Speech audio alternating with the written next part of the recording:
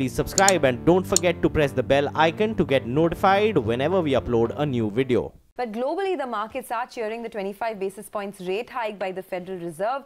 James Sullivan of JPMorgan joins in with his take on the Fed's move and its impact on global equities. James, good morning. The Fed has hiked rates. They've upped their GDP and inflation forecast. Your thoughts in terms of the implications that this would have? So I think the two biggest takeaways that we're focused on, number one, they did slightly take up estimates of overall economic growth. At the same time, they brought down unemployment estimates slightly. The interesting thing there is that they are implying a pickup in overall productivity, which is obviously very important in terms of the outlook for inflation. So we do take it as a bullish sign for overall global growth and a bullish sign for risk markets on a global basis. Okay, James, good morning. Thanks a lot for joining us. Actually, in the past 6 months, US markets and in fact, all developed markets have outperformed emerging markets. Now with the Fed hike and the Trump tax plan, will this outperformance of DMs continue?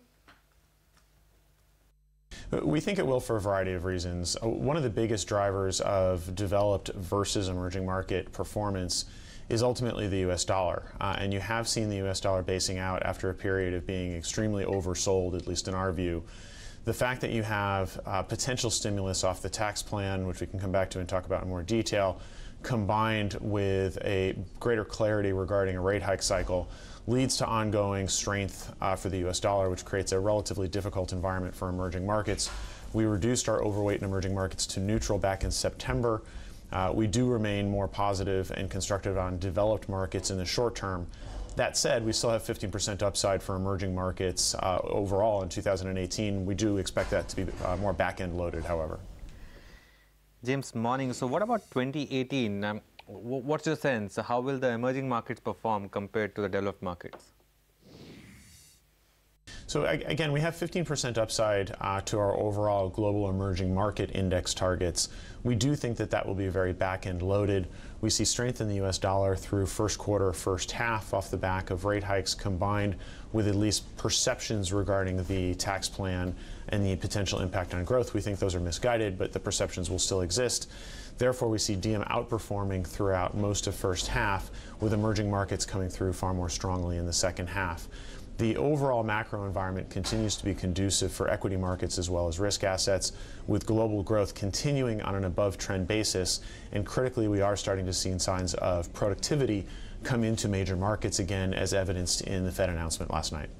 So if emerging markets are going to come through far more strongly, in your opinion, what would your pecking order be within the emerging market basket? So our most favored markets right now continue to be China and Korea. China growth is slowing. That is very much baked into consensus. However, we continue to see a fundamental restructuring of the Chinese economy away from some of the older industry stocks and more towards services and high tech. China is actually one of the most tech-heavy country indices in the world now, which still catches some investors by surprise, so we remain overweight that market. Korea, we see very strong trends in global capex, really across the board.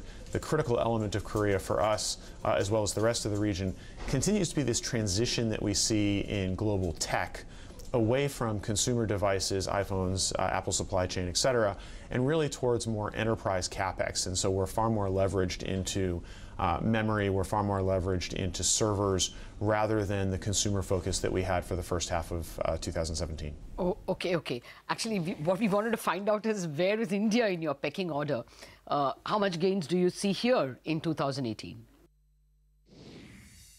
So we're currently neutral to the Indian equity market for a variety of reasons. Number one, the market is relatively expensive relative to its history. You pair that with the fact that the earnings revision cycle has paused. We were in a very strong upward revision cycle through early 2017.